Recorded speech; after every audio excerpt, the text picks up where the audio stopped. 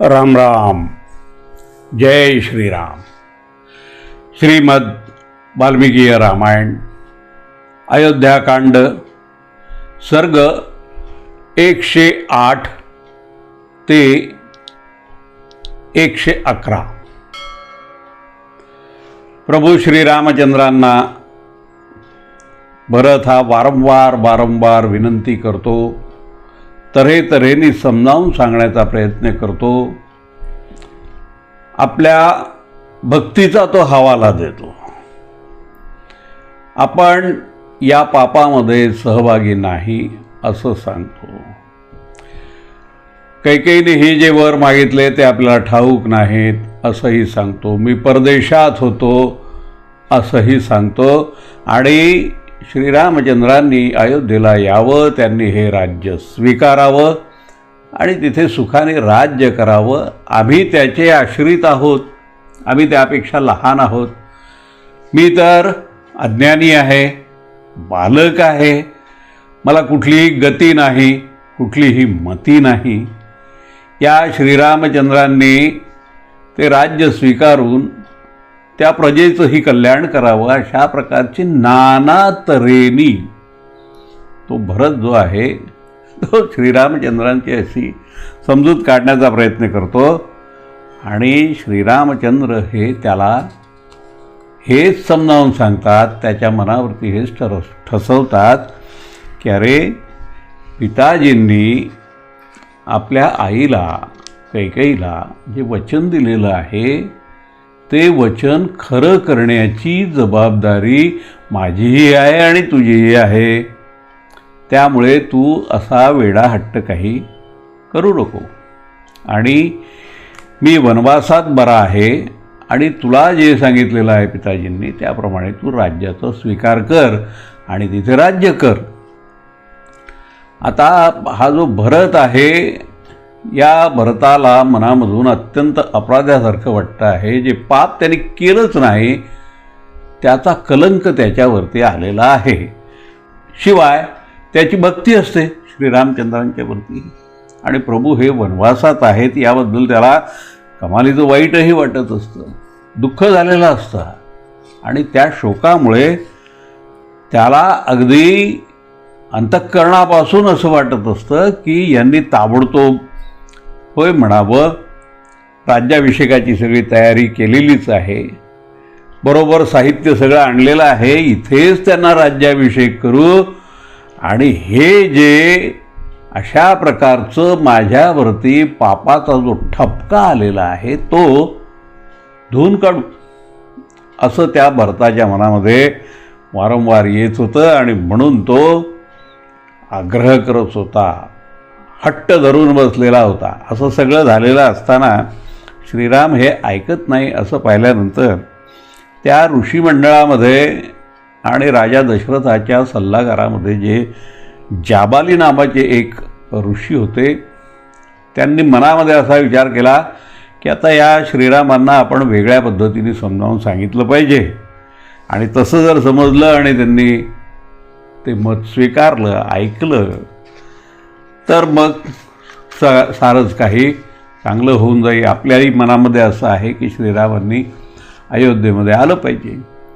तर मग ते पुढे सरसावले आणि पुढे सरसावून त्यांनी वेगळ्याच पद्धतीने बोलायला सुरुवात केली. पण हे जे त्यांचं बोलणं होतं हे प्रस्थापित जो धर्म होता, जो श्रीरामचंद्र मानत होते, जे वेद त्यांच्या दृष्टीने प्रमाणभूत होते आणि ज्या वेदामध्ये जी तत्व सांगितली होती ती तत्व ते पाळत होते, तोच त्यांचा धर्म होता. आणि नेमकं हे जे जाबाली मुनी आहेत यांनी जे समजावून सांगायला सुरुवात केली ती त्यांनी या तत्वाच्या विरुद्ध जे होतं त्याच गोष्टी त्यांनी सांगायला सुरुवात केली. आता हा त्यांच्या सांगण्याचा जो भाग होता हा आस्तिक्याचा भाग नव्हता. परमेश्वरावर श्रद्धा असण्याचा, सत्य हेच अंतिम गोष्ट आहे, त्यावरती श्रद्धा ठेवली पाहिजे, या पद्धतीचा हा भागच नव्हता. हा भाग होता नास्तिकतावादाचा. आणि ही त्यांची सगळी मतं जी होती ती नास्तिकतेने भरलेली होती. ते असं म्हणाले की अरे श्रीरामा, तुझे पिताजी आत्ता स्वर्गवासी झाले, त्या संबंधीचं जे दुःख करतो आहेस ते दुःख काही योग्य नाही. आणि त्यांनी जी काही आज्ञा दिलेली आहे ती आज्ञा पाळणं हे जे तुला आत्ता आपलं पहिलं कर्तव्य वाटतं आहे ते कर्तव्य पाळण्याची देखील आवश्यकता नाही आहे. कारण तुला मी सांगतो श्रीरामा, तू माझ्याकडे लक्ष दे की या जगामध्ये कोणीही कुणाचंही नसतं. इथे काही नाती नाही आहेत. मनुष्य स्वतंत्रपणाने जन्माला येत असतो आणि स्वतंत्रपणाने तो मरत असतो. त्यामुळे इथे त्याचं कोणाशी काही कारण देणं घेणं नाही. इथे कोणाशी काही नातं नाही आहे त्याचं. अरे इथला जो आपला अस्तित्वाचा भाग आहे तो कसा आहे ते तुला सांगतो. आपण ज्या वेळेला प्रवासाला निघतो त्यावेळेला एखाद्या धर्मशाळेमध्ये एखादी रात्र थांबत असतो, तर ते आहे ते विश्रांतीचं ठिकाण आहे. दुसऱ्या दिवशी पहाटे आपण तिथून निघून जातो. तसं मनुष्य जन्मामध्ये माता पित्याच्या घरी असणं, त्यांनी तुला जन्म देणं ते निमित्त त्याला कारण असतं. माता पिता हे तर जन्म देणारे म्हणून निमित्त मात्र असतात आणि त्यांच्या घरचं आपलं राहणं, मोठं होणं, आपलं पालनपोषण होणं या ज्या गोष्टी आहेत ना, तर ह्या गोष्टी त्या धर्मशाळेमध्ये उतरल्यानंतर ज्याप्रमाणे तिथे आपण काही गोष्टी करत असतो, अन्निक करत असतो, तशा प्रकारे या घरामध्येही आपण वागत असतो. त्याला तू नातं समजून बसलेला आहेस आणि त्यालाच तू एवढं मोठं महत्त्व देतो आहेस. ही काही गोष्ट खरी नाही. तुझे पिताजी जसे आले होते या पृथ्वीतलावरती तसे निघून गेले. ते एक राजा होते आणि ते निघून गेले.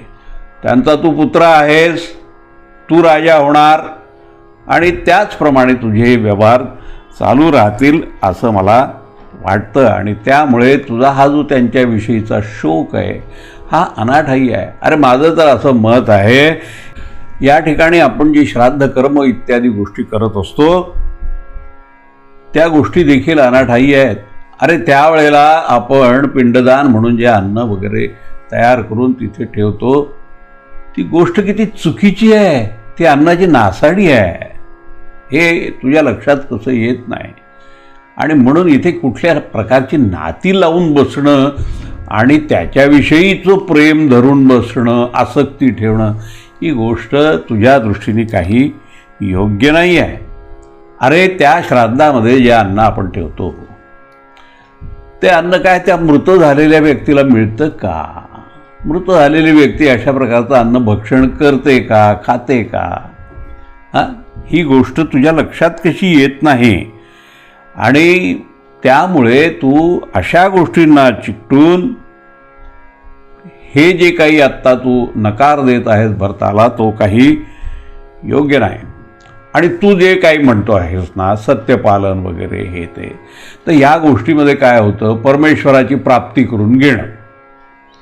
आता या परमेश्वराच्या प्राप्तीसाठी किती उद्योग करावे लागतात, तर तपश्चर्या करावी लागते किंवा पूजा करावी लागते, यज्ञयाग करावे लागतात, उपास तापास करावे लागतात.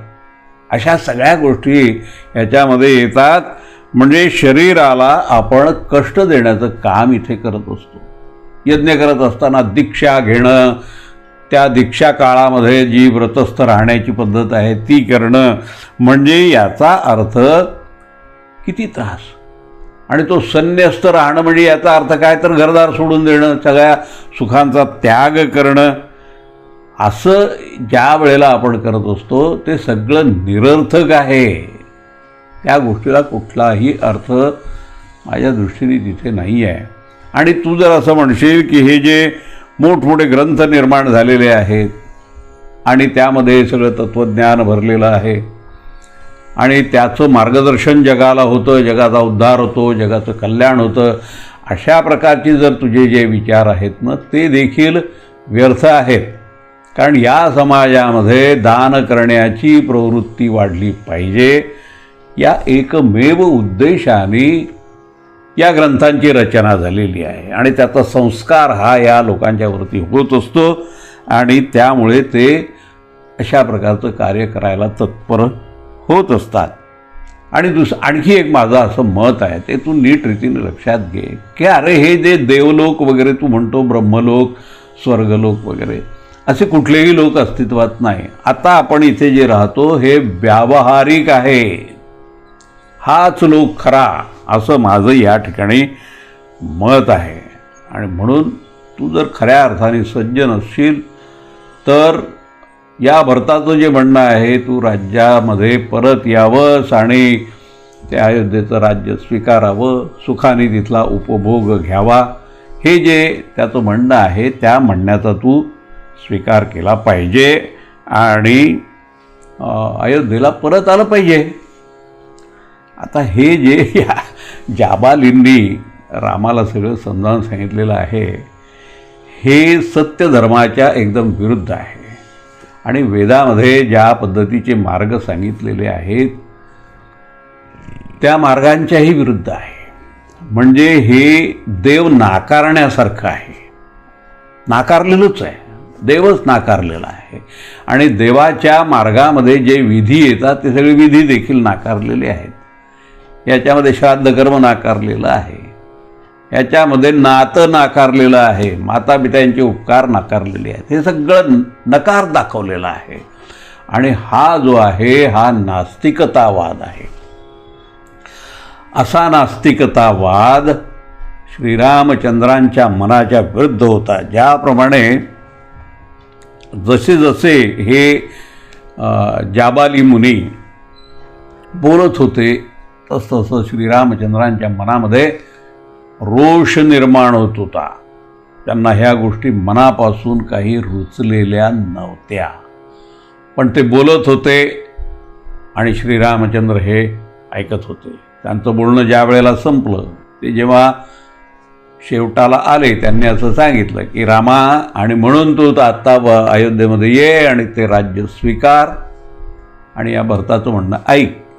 असं जेव्हा ते आले आणि गप्प बसले त्यावेळेला मग श्रीरामांनी बोलायला सुरुवात केली. श्रीराम त्यांना असं म्हणाले की हे विप्रवर, आपण जे काही सांगता आहात ते मोठं सुंदर आहे, आकर्षक आहे, मनाला भुरळ घालणारं आहे, हे सारं काही आहे, त्यामध्ये आपली वाक्यरचनाही चांगली आहे, हे सगळं चांगलं आहे, परंतु ते विकृत आहे, नास्तिकतावादाने भरलेलं आहे. आणि म्हणून तुमच्या म्हणण्याप्रमाणे वागणं योग्य नाही, तसं आचरण करणं योग्य नाही असं मला वाटतं. आपल्या मतांचे जे लोक असतात त्या लोकांना समाजामध्ये कुठेही सन्मान मिळत नाही. समाज त्यांच्याशी योग्य रीतीने वर्तन करू शकत नाही, कारण ते त्या दृष्टीने पात्रच नसतात. आणि म्हणून समाज त्यांचं जे मोठेपण त्यांना वाटत असतं. आता ही माणसं कशी असतात, यांना आपल्या तत्वांच्यावरती एवढा विश्वास असतो आणि आपणच याच्यामध्ये तज्ज्ञ आहोत, शहाणे आहोत, विद्वान आहोत असं वाटत असतं, पण ते सारं खोटं असतं, कारण समाजाला ते काही मान्य नसतं. आणि म्हणून समाज त्यांची किंमत ठेवत नाही, त्यांचा आदर करत नाही, हे सगळं आहे. आता श्रीरामचंद्र त्यांनाच सांगायला लागले मग की उत्तम कुळामध्ये जो कोणी निर्माण झालेला असतो, त्याचा जन्म झालेला असतो, असा कोणताही माणूस जो खऱ्या अर्थाने ज्ञानी आहे तो तुमच्या मताचा अवलंब करणारच नाही. आणि तशा प्रकारची अपवित्र अशा प्रकारची मतं तो अंगीकारणारच नाही. तो आर्य जरी वाटत असला, सुसंस्कृत वाटत असला, समाजामध्ये वावरत असला, प्रतिष्ठितासारखं स्वतःला समजत असला, तरीसुद्धा त्याला समाज नाकारतो. ही गोष्ट आपण लक्षात घ्या. बाहेरच्या बाजूने ते सारे सभ्य वगैरे वाटत असतात, परंतु मनातून ते असभ्य असतात. आपलं जे बोलणं आहे ते धर्माधिष्ठित वाटतं, कारण आपण त्याला तसं रूप दिलेलं आहे आणि ते धर्माधिष्ठित वाटतं. परंतु शरीर धर्माचं जरी असलं तरी आतून आतून आपण अधर्मी आहात हे त्याच्यामधून दिसतं. आणि आपल्या मताचा जर अंगीकार केला, नाती नाकारली, समाजाची ही जी घडी बसलेली आहे या घडीचा जर धिक्कार केला आणि ते टाकून दिलं आणि आपण आपल्या मनासारखं जर वागायला लागलो, तर अहो मुनिवर्य, राजात जर तसं वागेल तर राजाची प्रजा कशी वागेल? आपल्याला हे ठाऊक आहे की राजाच्या वागण्याकडे पाहून प्रजेचं वागणं निश्चित होत असतं. आणि जर अशा प्रकारे प्रजा वागायला लागलीच तर वर्णसंकर होतो. आणि वर्णसंकर जर झाला, त्याचा जर प्रचार झाला, तर समाज हा स्वैर बनतो. त्याच्या वागण्यामध्ये स्वैरता येते आणि त्याला मग आपलं काय कर्तव्य आहे, कुठलं अकर्तव्य आहे, काय करायला पाहिजे, काय करायला नको, ही त्याची विचारशक्ती सगळी नष्ट होऊन जाते. आणि म्हणून ते करणं योग्य आहे असं मला वाटत नाही. ते सारं काही त्याज्य आहे. मी त्या गोष्टीचा धिक्कार करतो. मला काही ते योग्य वाटत नाही. त्या आपल्या मार्गाने जर गेलंच ना, तर मी स्वतः स्वेच्छाचारी बनून जाईन. आणि मी जर स्वेच्छाचारी बनलो की मला दुसरं कोणाला काही सांगण्याचा माझा जो नैतिक अधिकार आहे, तो अधिकारच माझा नष्ट होऊन जाईल. म्हणून मीच तुम्हाला आता एक गोष्ट सांगतो की या जगामध्ये सत्याचाच आदर केला जातो. सत्य हेच परमेश्वर स्वरूप आहे. सत्य हेच अंतिम सत्य आहे या जगामध्ये. ते ईश्वर आहे आणि त्याच्या आधारावरच या ठिकाणचा हा जो धर्म आहे, तो धर्म हा या जगामध्ये अस्तित्वात आहे. धर्म म्हणजे मनुष्याच्या कर्तव्यासंबंधीचं दिग्दर्शन करणारं जे काय असतं त्याला धर्म आपण असं म्हणतो. तर हा धर्म जो आहे तो या जगामध्ये आहे, याचं कारण सत्याची कास धरलेली आहे. म्हणून हे सगळं या ठिकाणी आहे. त्यापेक्षा मोठं या जगात दुसरं काहीही नाही असं मला वाटतं. आणि जी सगळी धार्मिक कृत्य होत असतात, दान धर्म यज्ञ यागादी सगळी ही जी कृत्य होत असतात, याचा आधार देखील काय असतो, तर सत्य हाच त्याचा आधार आहे. परमेश्वर त्याच ठिकाणी वास करत असतो. आणि म्हणून मी आपल्याला हे सांगतो की मी सत्याचंच पालन करणार, कारण मी त्याचं व्रत घेतलेलं आहे. मी माता पिता मानणारा आहे आणि नातेसंबंध मानणारा आहे. मी आस्तिकतावाद मानणारा आहे आणि म्हणून मी त्याच गोष्टीचं पालन करणार. आपली प्रतिज्ञा मी खोटी ठरवू शकत नाही, कारण मी माझ्या पित्याला तशा प्रकारचं वचन दिलेलं आहे, माझ्या मातेला वचन दिलेलं आहे. एवढंच नाही तर त्या दोघांच्या आणि ही जी प्रजा त्या ठिकाणी उपस्थित होती त्या प्रजेच्या समक्ष मी तशा प्रकारची प्रतिज्ञा केलेली आहे. आणि ती प्रतिज्ञा केलेली असल्यामुळे मी त्याचाच अवलंब करीन. आता क्षत्रियांच्या बाबतीमध्ये मी अशा प्रकारचं वर्तन करणं योग्य नाही अशा प्रकारचं प्रतिपादन आपल्या बोलण्यामधून ध्वनित होतं. परंतु क्षत्रियांनी जर धर्माच्या विरुद्ध वागलं तर तेही मला मंजूर नाही. अशा क्षात्र धर्माचा मी धिक्कार करतो आणि असा क्षात्र धर्म देखील मला नको आहे. आणि म्हणून मी माझ्या वचनाला चिकटून आहे. माझ्या पिताजींना मी प्रतिज्ञा पालनामध्ये ते सत्य आहे ते सिद्ध करण्यासाठी कितीही यातना झाल्या तरी ते मी करीन. ते जर मी केलं नाही तर मोठंच पापाचरण माझ्या हातून झालं असंच मी समजेन. या जगामध्ये जेवढे म्हणून चांगले लोक असतात ते सगळे याच तत्वानी चालत असतात आणि यामुळेच त्यांना यश मिळतं, कीर्ती मिळते, भूमी मिळते. या सगळ्या गोष्टींचं त्याला जे प्राप्त होत असतं ते केवळ त्यांनी या तत्वाचा जो अवलंब केलेला आहे त्यामुळेच होत असतं. म्हणून हे मुनिवर्य, आपण ही गोष्ट लक्षात घ्या की मी वनातच राहणार, 14 वर्ष राहणार आणि या भरताने अयोध्येला परत जावं आणि तिथलं राज्य करावं.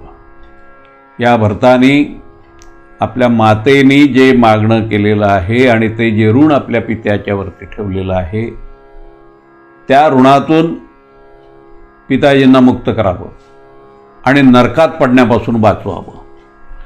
मी देखील त्यांचं वचन जे आहे, त्यांनी जी प्रतिज्ञा केलेली आहे, त्या प्रतिज्ञेचं पालन करणार आहे आणि त्यांना त्यामधून मुक्त करणार आहे. माझ्या पित्याने 2 वेळेला ही गोष्ट केलेली आहे. पहिली वेळ म्हणजे कैकेयीचे पिताजी या भरताचे आजोबा कैकेय नरेश, या कैकेय नरेशांना लग्न ज्या वेळेला त्यांचं झालं कैकेयीचं आणि दशरथाचं, त्यावेळेला असं वचन त्यांनी दिलेलं आहे तिथे की या कैकेयीचा जो पुत्र असेल त्याला मी अयोध्येचं राज्य देईन, असं प्रथमतः त्यांनी तिथे मान्य केलं. दुसऱ्या वेळेला माझ्या मातेने जेव्हा देवासूर संग्रामाच्या वेळेला 2 वचनं त्यांच्याकडून घेतली, त्यांनीच ती देऊ केली की मी तुला वरदान देतो आहे, 2 वरदानं देतो, मागून घे. त्यावेळेला ठेव म्हणून तिने ती आपल्याकडे ठेवली. आणि ज्या वेळेला माझा राज्याभिषेक आता अयोध्येच्या त्या राज्यावरती होतो आहे, त्या गादीवरती होतो आहे असं पाहिलं, त्यावेळेला तिला ती आठवण झाली असणार आणि तिने मग ते 2 वर मागून घेतले आणि त्यापैकी एका वराने तिने मला वनवास दिलेला आहे आणि दुसऱ्या वराने तिने भरतासाठी म्हणून ते राज्य जे आहे अयोध्येचं ते मागून घेतलेलं आहे. आता ही गोष्ट न्यायसंगत आहे. राजा दशरथाने वचन दिलेलंच आहे, याही ठिकाणी दिलं त्याही ठिकाणी दिलं.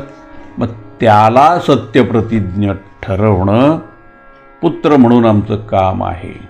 पुत्र त्यालाच म्हणतात की जो आपल्या पित्याला सत्यवादी ठरवतो, नरकात जाण्यापासून वाचवतो, तो पुत्र असतो. पुत नावाचा जो नरक आहे त्याच्यापासून वाचवणारा जो असतो तो पुत्र, अशी पुत्राची व्याख्या केलेली आहे गयराजाने. त्यामुळे मी माझ्या पित्याचं ते वचन जे आहे ते खरं करेन एवढं आपल्याला इथे मी सांगतो आहे. आपली जी बुद्धी आहे ती बुद्धी अधर्मामध्ये गेलेली आहे. वेदाविरुद्ध आपण या सगळ्या गोष्टी माझ्याशी बोललेल्या आहात. आता मला तर असं वाटतं की ही जी पाखंडपूर्ण अशा प्रकारची तुमची मतं आहेत ना, या मताच्या या विप्रवराला आपल्या संग्रहामध्ये ठेवण्याचं जे माझ्या पिताजींनी केलेलं काम आहे ते काम काही योग्य नाही. ते पिताजींनी जे कार्य केलेलं आहे ते चुकीचं आहे असं माझं इथे मत आहे. आणि म्हणून मी या कामासाठी म्हणून माझ्या पिताजींना दोष दिल्याशिवाय राहू शकत नाही.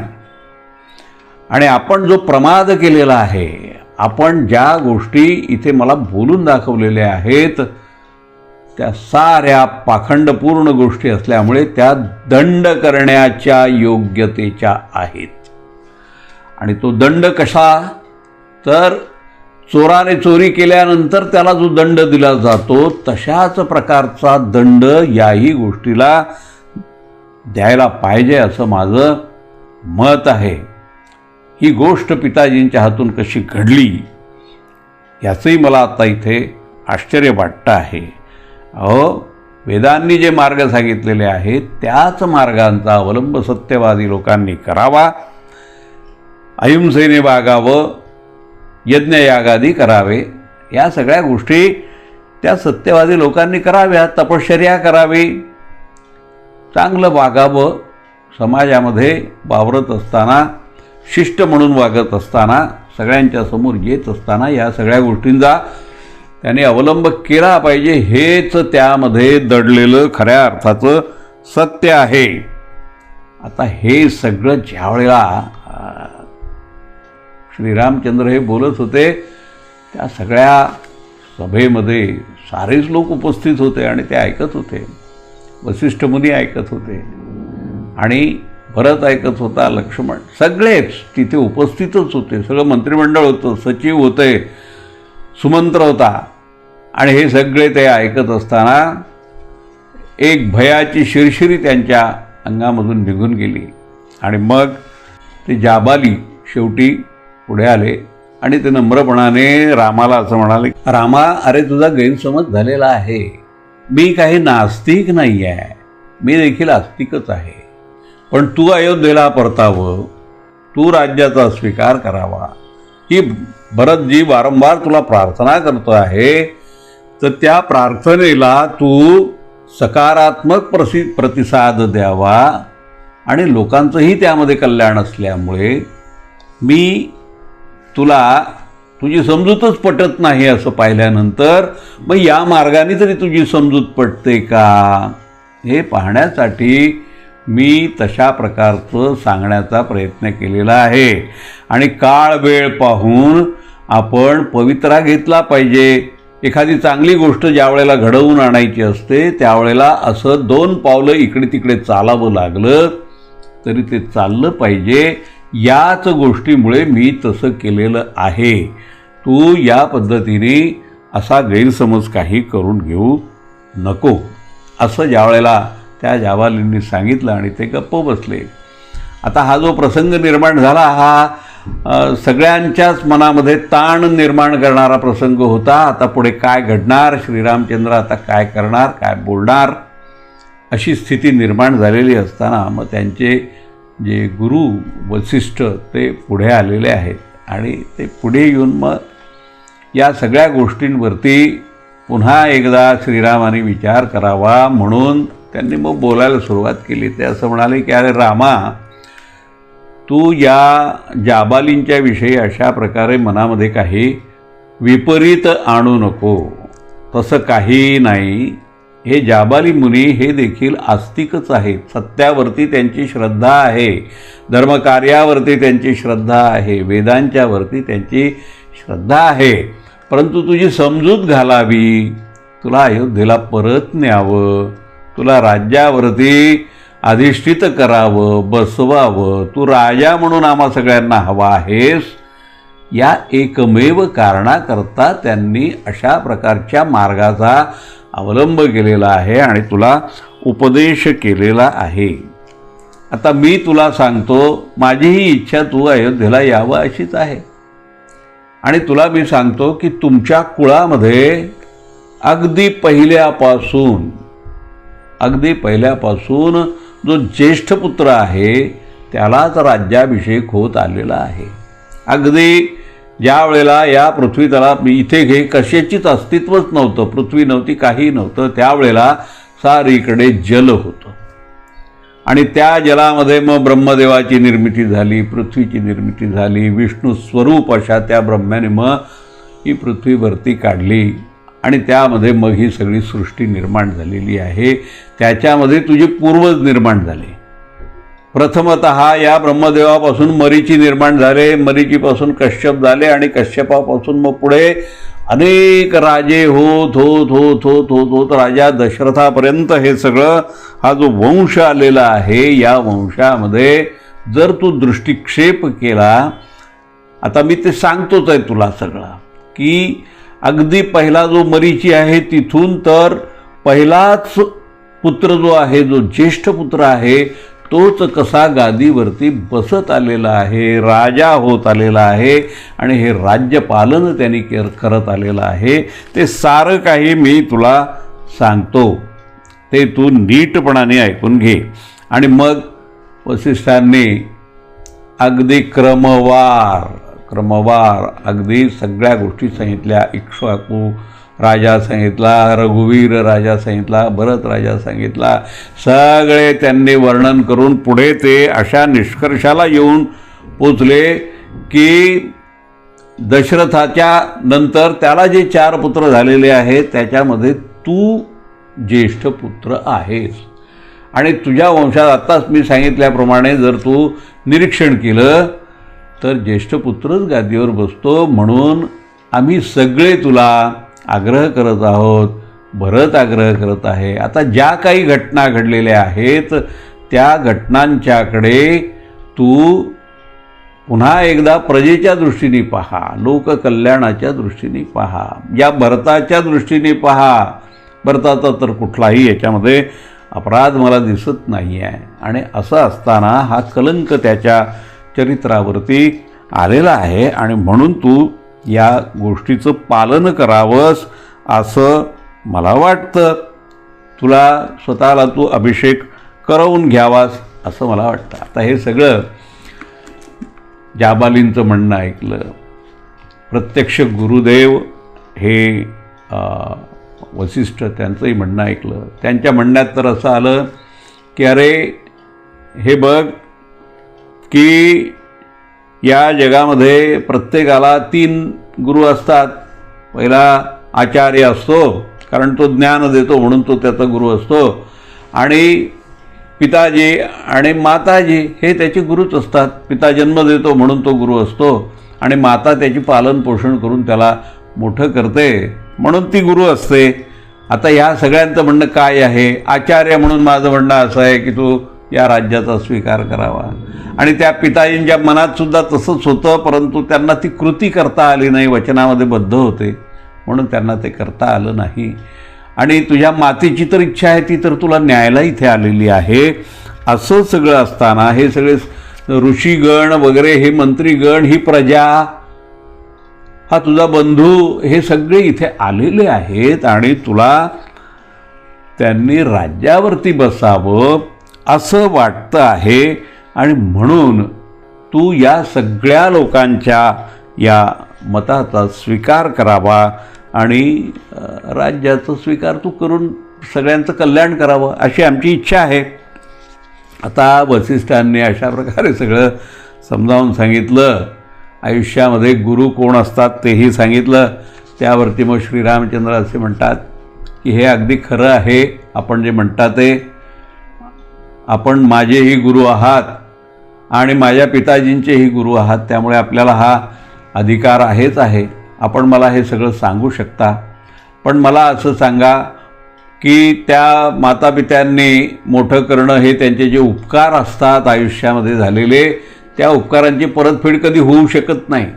काहीही केलं तरी त्या गोष्टी ज्या आहेत त्या अखेरपर्यंत माणसाच्या अगदी मृत्यूपर्यंत त्या त्याच्याबरोबर असतात आणि हे उपकार फिटणाऱ्यातले नाही आणि ते फेडायचे पण नसतात.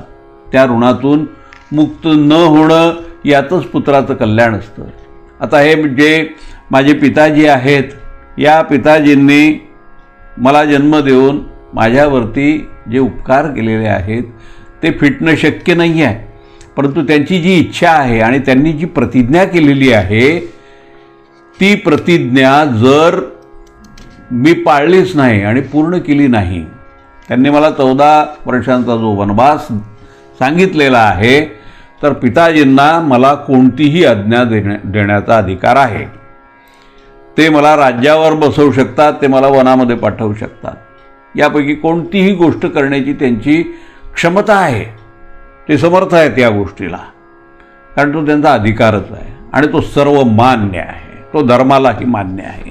असं असताना त्यांनी जी प्रतिज्ञा केलेली आहे ती प्रतिज्ञा जर मी पाळली नाही तर ते माझी माता जी कैकेयी आहे तिच्या ऋणामधून काही मुक्त होणार नाहीत. आणि ते मुक्त होणार नाहीत म्हणजेच ते नरकामध्ये जातील. तर ही गोष्ट काही योग्य नाही. म्हणून त्यांना त्या वचनामधून मुक्त करणं हे माझं कर्तव्य आहे आणि ते कर्तव्य मला पाळायचं असल्यामुळे मी त्यांचं वचन हे पूर्ण केल्याशिवाय, वनवासाची 14 वर्ष पूर्ण केल्याशिवाय त्यांनी मला मी अयोध्येमध्ये येण्याची शक्यता नाही. मी येऊच शकत नाही तिथे. म्हणून मी असं म्हणतो या भरताला की हे भरता, आता तू राजधानीला परत जा, अयोध्येला परत जा आणि तू राज्याचा स्वीकार कर आणि तिथे राज्य कर. आता हे वसिष्ठांनी सांगितल्यानंतर देखील जेव्हा श्रीरामचंद्र अशा प्रकारे बोलता आहेत, त्यांची समजूत पटतच नाही, ते वनातच राहू इच्छितात. हे पाहिल्यानंतर मग तो भरत अतिशय दुःखी झाला. तो मग असं म्हणाला सुमंत्रांना की हे सारथी, आपण काय करा, ही जी वेदी आहे समोर, त्या वेदीवरती आता आपण हे जे कुश आहे ते अंथरा. आता मी इथेच बसून राहणार, याच्यावरती मी आता थांबणार आणि जोपर्यंत हे श्रीरामचंद्र माझ्यावरती प्रसन्न होत नाहीत तोपर्यंत मी इथे पडून राहणार एका कुशीवरती. अन्नभक्षण करणार नाही, फलमुलं खाणार नाही, काहीही करणार नाही. आणि ते हो म्हणेपर्यंत, राजधानीला परत येतो असं मला सांगेपर्यंत मी इथेच पडून राहीन, इथेच पडून राहीन. एखाद्या निर्धन अशा ब्राह्मणाने पडून राहावं आणि मागणं करावं, तशा प्रकारे मी आता इथे पडून राहणार आहे. हे सगळं त्या भरताचं जे प्रेम रामाने पाहिलं, त्यांना खरं म्हणजे गलबलून आलं, प्रेम दाटून आलं मनामध्ये. पण तरीही ते त्याच्याकडे मोठ्या प्रेमाने पाहून असं म्हणतात की अरे तू क्षत्रिय आहेस, असं ब्राह्मणासारखं तू मागणं मागण्यासाठी एका कुशीवर पडून राहणं योग्य नाही आहे, कारण हे तुझं कर्तव्य नाही आहे. क्षत्रियानी अशा प्रकारे अन्न सत्याग्रह करून, अशा प्रकारचं करून काहीही करायचं नसतं, हे तू लक्षात घे. आणि तू असं काही करू नको. मला सांग, अरे मी तुझं काय वाईट केलेलं आहे की तू अशा प्रकारे माझ्यापुढे धरणं धरतोस? उलट मी तुला असं सांगतो की तू आपल्या पिताजींचंही वचन पाळ आणि त्यांना सत्य प्रतिज्ञ ठराव. त्यांनी जी आज्ञा दिलेली आहे ती आज्ञा सत्य करण्याची जबाबदारी ही माझ्यावरही आहे आणि तुझ्यावर देखील आहे. तेव्हा तू आता उठ, लवकरात लवकर उठ आणि लगेचच आता अयोध्येसाठी तू या सगळ्या लोकांना घेऊन प्रयाण कर, असं माझं तुला सांगणं आहे. आता असं म्हटल्यानंतर देखील जेव्हा श्रीरामचंद्र असं त्याला उलट आवाहन करतात आणि सांगतात की तू आता अयोध्येला जा, या सगळ्या लोकांना घेऊन जा आणि राज्याचा सांभाळ कर, त्यावेळेला तो भरत तिथे उठून बसला आणि सगळ्या प्रजेकडे, लोकांच्याकडे त्याने करुण असा दृष्टिक्षेप केलेला आहे आणि त्यांना उद्देशून तो असं म्हणतो की अहो, आपण सारे या माझ्या बंधूला समजावून का सांगत नाही? त्याला समजावून सांगा आणि त्याला सांगा की भरत जे म्हणतो त्याप्रमाणे तू कर, याच्यामध्ये सगळ्यांचं कल्याण आहे, अयोध्यावासियांचं कल्याण आहे, या सगळ्या ज्या माता आलेल्या आहेत त्यांचं कल्याण आहे आणि प्रजा आणि आम्ही सारे बंधू, आम्हाला आश्रय जाते तर श्रीरामच आहेत. त्यामुळे आपण या श्रीरामांची समजूत का घालत नाही, आपण सारे बोला, असं त्यांनी त्या सगळ्या लोकांना आवाहन केलं. आणि ते आवाहन केल्यानंतर त्या लोकांमध्ये जे कोणी असे पुढे येऊन बोलू शकत होते त्यांनी असं सांगितलं की महाराज, श्रीरामचंद्र जे म्हणत आहेत तीच गोष्ट आपण समजून घेतली पाहिजे. आम्हाला तर असं वाटतं की त्यांनी यावं, परंतु ते जे म्हणतात ती गोष्ट समजून घेतल्यानंतर आपल्या असं लक्षात येतं की ते आपल्या पिताजींचं वचन खरं करण्यासाठी, त्यांना सत्य प्रतिज्ञ ठरवण्यासाठी म्हणून 14 वर्ष वनामध्ये राहण्यासाठी इथे आलेले आहेत. तेव्हा आम्हाला त्यांची ही जी दृढता आहे, सत्याला चिकटून राहण्याचं त्यांची जी प्रतिज्ञा आहे, तीच प्रतिज्ञा त्यांनी पाळावी असं आम्हाला वाटतं आहे. आम्हाला श्रीरामचंद्रांचंच मत पटलेलं आहे. जरी त्यांना वनवास होणार असला, जरी त्यांना इथल्या यातना होणार असल्या, जरी त्यांना इथले कष्ट सोसावे लागले, तरी देखील आपल्या पित्याला जर त्या ऋणामधून मुक्त करायचं असेल आणि त्यांना जर स्वर्गाची प्राप्ती करून द्यायची असेल तर धर्मावरती ज्यांची दृष्टी आहे त्या श्रीरामचंद्रांचं म्हणणं हे मान्य करायला पाहिजे असं मला वाटतं, असं आम्हाला वाटतं. असं ज्या वेळेला त्या प्रजेचा सूर लागला त्यावेळेला श्रीरामचंद्रांना मोठा आनंद वाटला मनामधून, आणि ते भरताला असं म्हणतात की बघ, प्रजेच्या मनामधले हे विचार जाणून घे. त्यांच्याही मनामध्ये असं आहे की आपल्या पिताजींना आपण सत्यप्रतिज्ञ ठरवलं पाहिजे, धर्मावर आधारित असंच आपलं वर्तन असलं पाहिजे, तुझं आणि माझं देखील. आणि म्हणून आता तू लवकरात लवकर इथे उठ, इथे हे जे जल ठेवलेलं आहे त्या जलाला तू स्पर्श कर आणि मला देखील स्पर्श कर. मी इथे 14 वर्ष आता वनामध्येच राहणार आहे, असं ज्या वेळेला सांगितलं त्यावेळेला मग श्रीरामचंद्रांच्या या भाषणामुळे सगळ्यांनाच मोठा आनंद झाला, विस्मय वाटला, आणि मग ते सगळे एकमेकांच्याकडे पाहायला लागले. त्यानंतर त्या भरताचा अगदी नाईलाज झाल्यासारखा तो तिथे बसून राहिला. श्रीरामचंद्र त्याला पुन्हा म्हणतात की अरे, आता आपल्या पिताजींना त्या बंधनामधून आपण आता मुक्त केलं पाहिजे, तर तू माझं म्हणणं ऐक. या ठिकाणी सर्ग 108 ते 111 यामधला जो कथाभाग आहे तो कथाभाग पूर्णत्वाला गेलेला आहे. श्रीराम